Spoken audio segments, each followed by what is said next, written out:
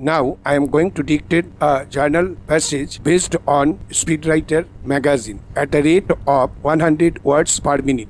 Let's start. It may give push and have educative factor as well as the legal sanctions behind it which help public opinion to be given a certain shape. Parachange. Legislation would be most effective and educative when it seeks to concentrate on those aspects of the evil which are most revolting, keeping these observations in mind and with a view to securing effective creation of public opinion against the dowry evil. Government have in the first place tried to concentrate on the evil in its most revolting form. What is the aspect of dowry which is most revolting and most obnoxious is best described in the words of the Joint Committee.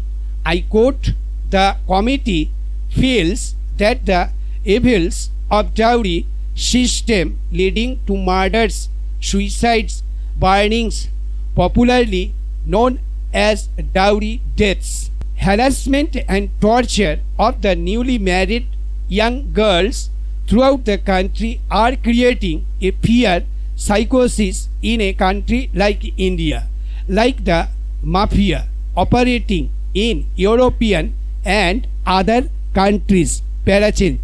Dowry harassment is included in the general penal law of the country, the Indian Penal Code. I am referring to the Criminal Law (Second Amendment Act 1983, which was passed by Parliament towards the end of last year. The provisions of the new Section 498A dealing with cruelty to married women are being resorted to very widely. If you see the daily newspapers, you will find reports of complaints by harassed wives almost every alternate day. The intention of the government is to proceed by stages.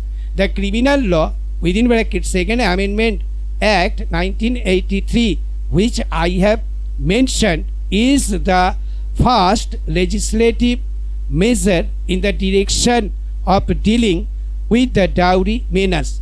The present is the second measure in the same direction. Another measure is the bill for the establishment of family courts, about which I have already spoken. I am sure the legislation for family courts would help in creating a better climate.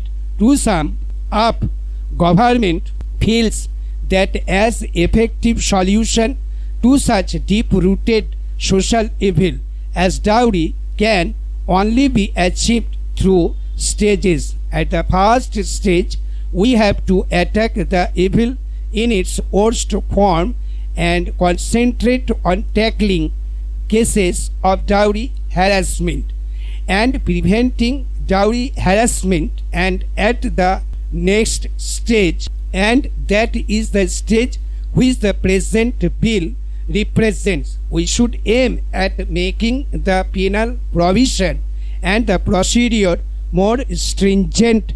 These evils are indeed very unfortunate.